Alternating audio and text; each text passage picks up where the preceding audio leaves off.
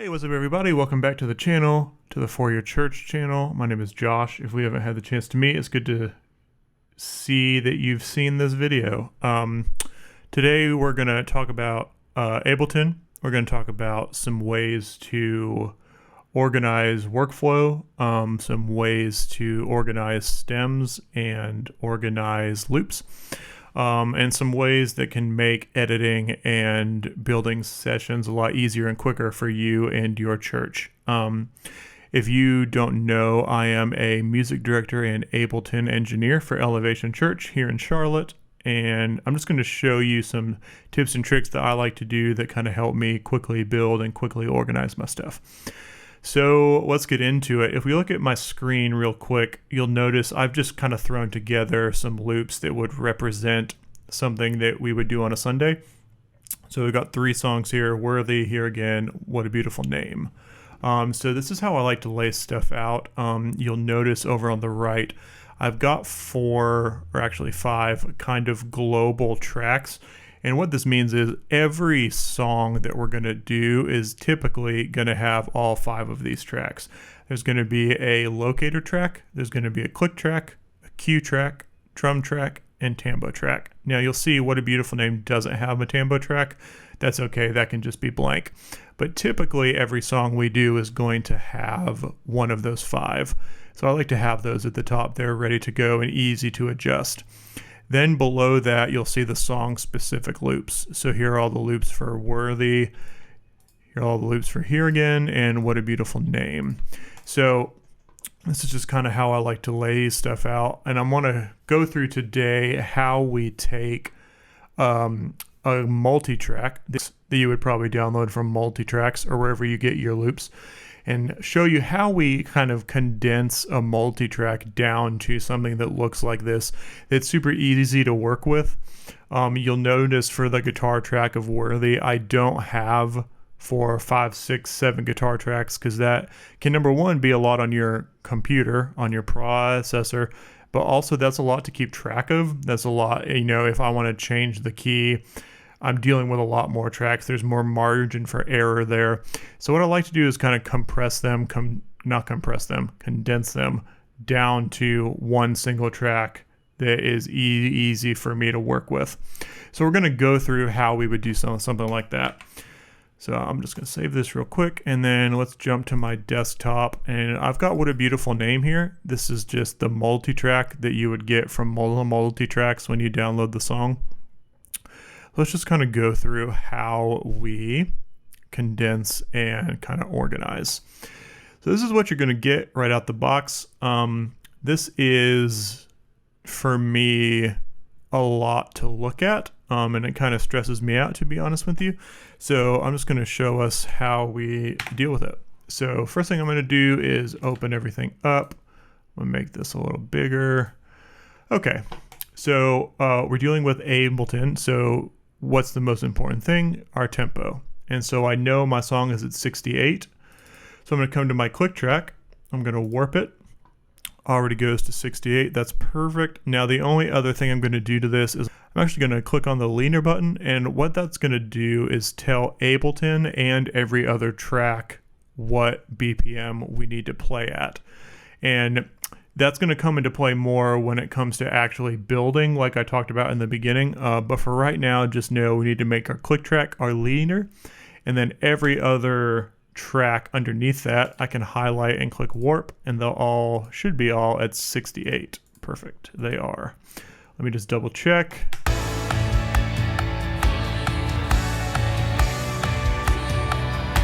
Cool. All right, now we can go through and kind of start relabeling, reorganizing. First thing I'm going to do is this is what I like to do. I like to make everything white. It's kind of easier for me to stand. And then I'm going to go through and just kind of start relabeling how I like to label stuff. So for click track, I'm just going to use all caps and call this click. I apologize. Speaking of click, how clicky my keyboard is. Guide. You can see, or you hopefully saw, that we actually use the term cues, so I'm just going to call it that. Drums, I think this is a live drum track. Yeah, so I don't have any need for this. We have a drummer on stage, and it kind of just stands to muddy up a front of house mix if I were to pipe this through. So I'm just going to go ahead and delete this. Perk, however, I will keep. Let me hear it. Okay, so this is actually my tambo. And you can see what I'm already started to do is I'm kind of already making those global tracks that we saw at the beginning. Effects, let's hear it. Okay, now just for my sanity, I like to be very thorough and clear when I'm labeling stuff. So I'm going to put the key, we're in the key of D. This is the effects channel, and it's What a Beautiful Name. I'm just abbreviating it. Bass, let's hear it. Yep, real bass. Again, we have a bass player. It kind of just muddies up a mix. Synth bass, though, I will keep. Just because maybe our front of house engineer wants a little more of that low end, I'll be able to provide that if I keep the synth bass. I'm just going to call it bass, and What a Beautiful Name again. So I'm going to go through and do this to all the tracks, and I'll be right back. Okay, we're back. You can see I've just gone through and labeled. At the bottom here, I've left the electric guitars and the keys channels.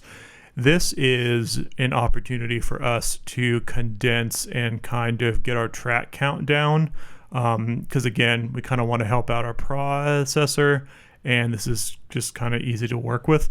So what I need to do is I'm going to take my guitars, I'm going to select them all, right click and hit group. I'm just going to call this guitars. Okay, I'm going to solo it. So now all I should be hearing is guitars.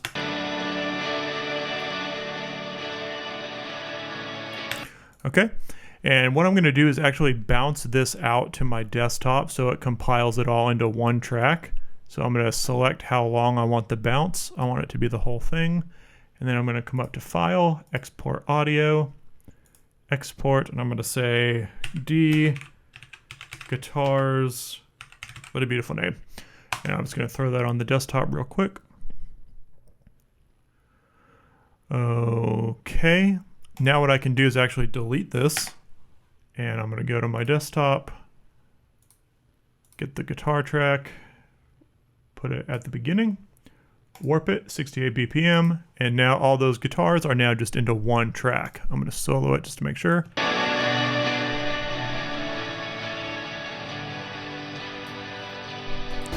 Perfect. Now an extra step that you would do here is just kind of mix this back in and make sure it's not blaring. But for right now, I'm just gonna relabel, and we're done. Now I'm doing the same thing to the keys tracks. Just gonna make this white real quick so it matches. Perfect. Keys 1, let's take a little listen. Okay, so this is actually gonna be one of my loops. I'm just gonna call that loop for right now. Same thing here. Yep. Going to be loop. So what I'm going to do is select them both. I'm going to group, call this loop. I'm going to solo the whole thing, so I should just be hearing loop. Perfect. I'm going to go from the beginning and File, Export, same process that I did with the guitars. So I'm just going to change this to lop, loop. There we go. Now I can delete this, go to my loop track, What a Beautiful Name, put it at the beginning, warp it, make it white just so it matches, whoops, so it matches, and then same thing, D, loop, What a Beautiful Name, and I'm going to do that same thing. It's going to be pretty loud, so I'm going to pull it down. 1.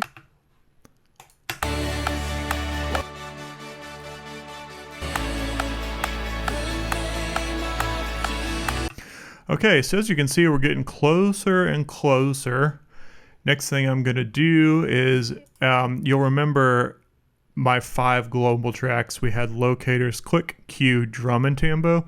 This song's not going to have a drum track, but we're still going to insert it. So I'm just going to do a new audio track, call it drums, put it above tambo, make it white again. So when I'm dragging it into a new set, all of my formatting and organizing will be the same no matter what.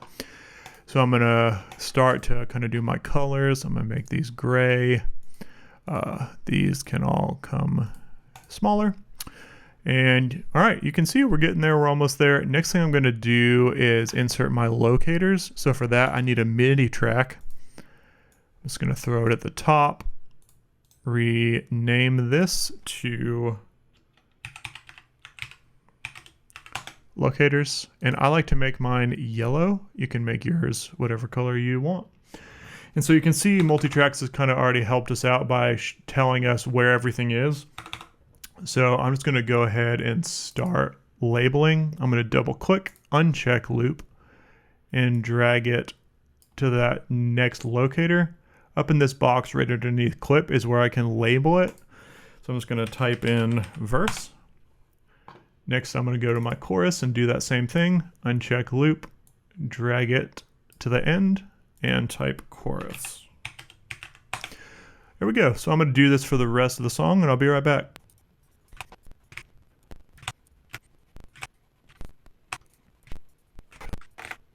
Okay, we are back. Everything is labeled. Everything is in its place. You can see everything is clear, and that's really the goal here.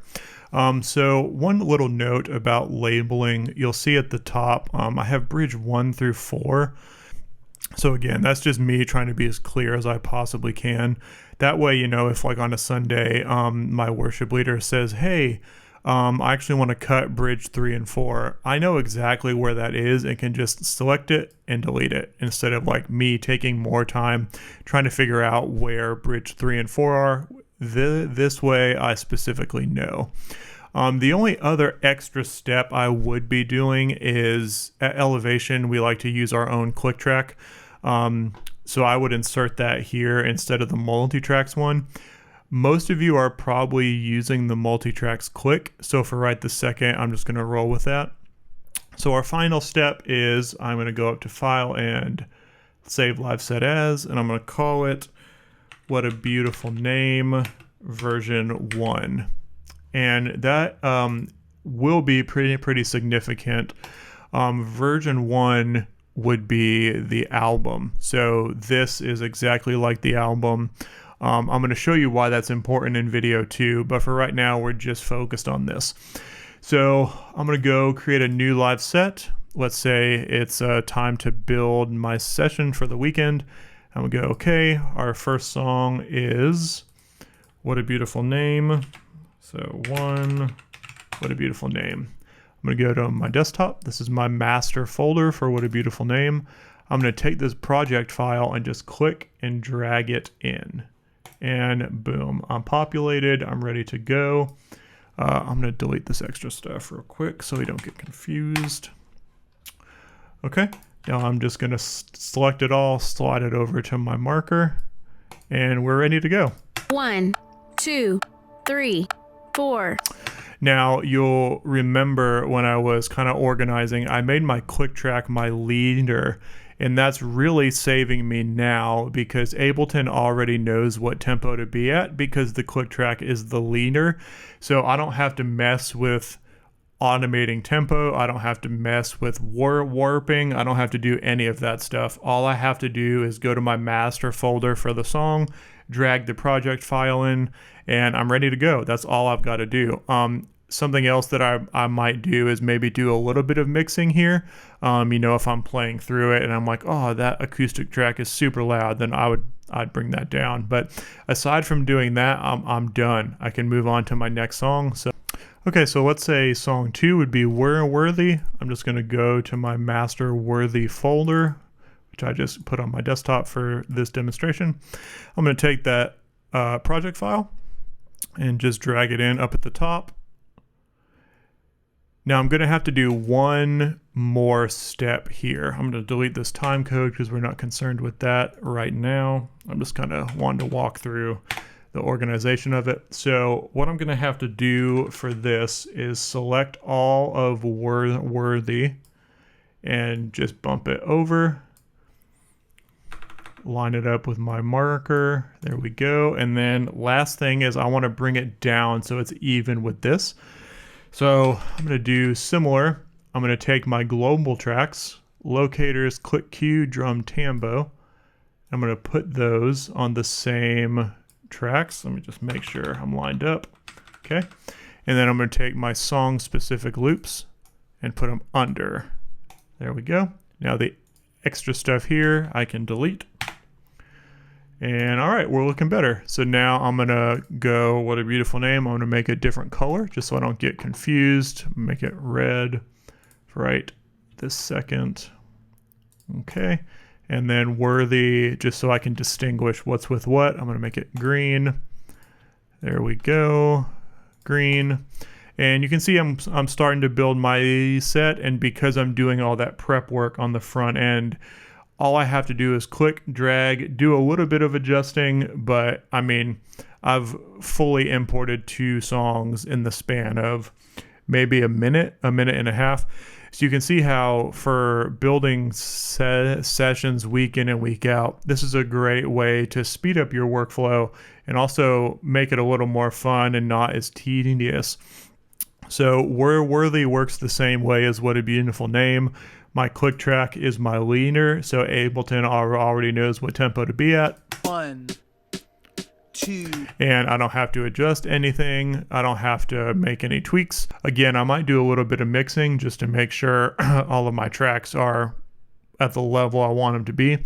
But for the most part, this is just a really simple way to do it. Again, it's more work on the front. It's more prep work. It's a little more tedious on the front end. But now every time our church is going to do these songs, it's going to take me just a couple of seconds to pull it in. And if you're maybe a multi-site church building more than one Ableton session at a time, this is really going to help you. And also, if you just like a clean workflow, if you just like things to be super neat, then this is great.